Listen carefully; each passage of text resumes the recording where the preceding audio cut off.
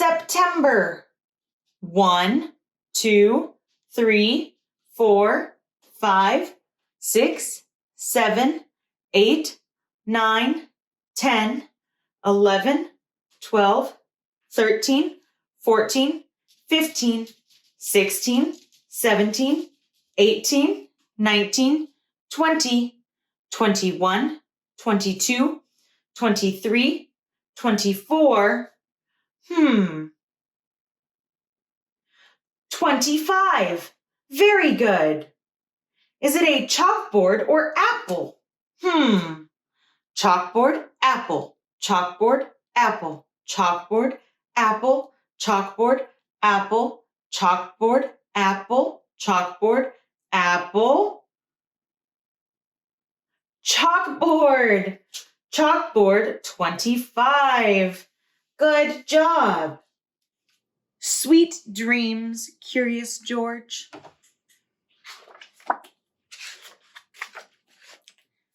This is George. George is a good little monkey and always very curious. Today, he's curious about a library book that his friend, the man with the yellow hat, brought home. George sat down to look at the book. There was a yellow chick on the cover pointing up to the sky. This made George even more curious. He brought it to the man with the yellow hat. "Why don't we wait until after dinner, George?" asked his friend. "Then we can read it as a bedtime story." George wanted to read the book, but he was feeling hungry, and dinner did smell delicious.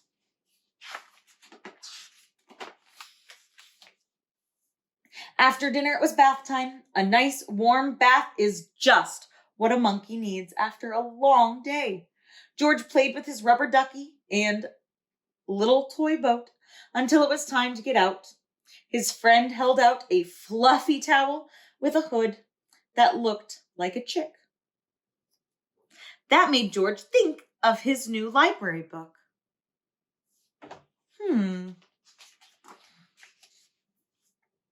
George put on his pajamas and hopped into bed.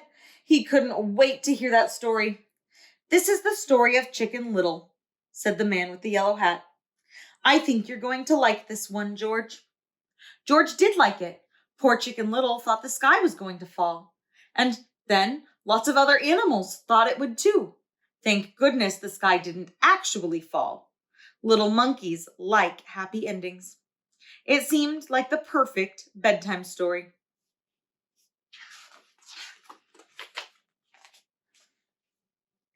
That is, until George woke up in the middle of the night. He had had a terrible dream that the sky really was falling. George was scared. His friend came to see what the matter was. George pointed to the book and then to the ceiling. "Don't worry, George. It was just a dream," said his friend. "The sky isn't really going to fall. Let's try to relax and get back to sleep." First, the man with the yellow hat brought him a cup of warm milk. Warm milk always makes me feel sleepy, George. It seemed to be working for George too, until... Oh no! The warm milk spilled all over the place. After cleaning the mess, his friend got another book to read. The story was about a train that had to race along the tracks to deliver a special package to a little girl. It was very exciting. George was even more wide awake than before.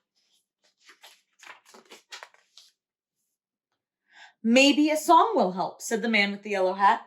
"Lie down in bed and I'll sing to you." George tried to rest, he really did, but the song was pretty catchy. First, he tapped his toes slowly. Then his whole body wanted to dance. He got up and bounced on the bed. Said his friend. "I wish I knew why you can't sleep tonight." George stopped dancing. He pulled out the book, Chicken Little, and then pointed to the ceiling again, frowning.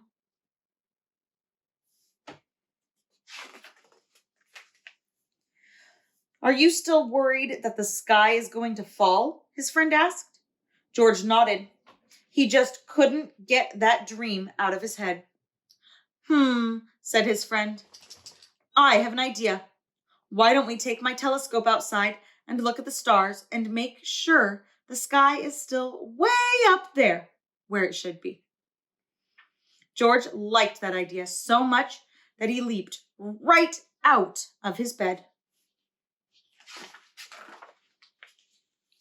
It was chilly outside, but it was very nice to be out in the dark of the night, too. The stars were still up in the sky, far, far away. The man with the yellow hat set up the telescope and showed George how to look through it. When George looked through the telescope, the stars looked quite near. He could even see planets. Near, far, near, far. He looked through the telescope many times. It was like magic. See, George? Asked his friend. The stars are just where they should be. That sky doesn't look like it's falling, does it? George shook his head with a smile. The man with the yellow hat even had a chart with something called constellations on them, pictures in the stars.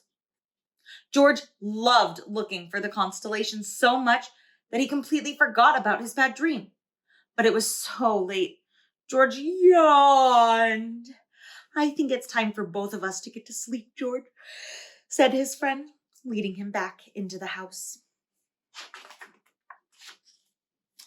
By the time they got back to George's room, he was very tired.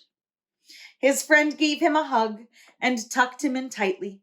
Good night, George, said the man with the yellow hat, as he was about to close the door. I hope you have happy dreams. George cuddled his teddy bear for a minute and then started to fret again, just a teeny bit about the sky falling. He hopped out of bed and opened his curtains so that he could see the stars in the sky, right where they should be.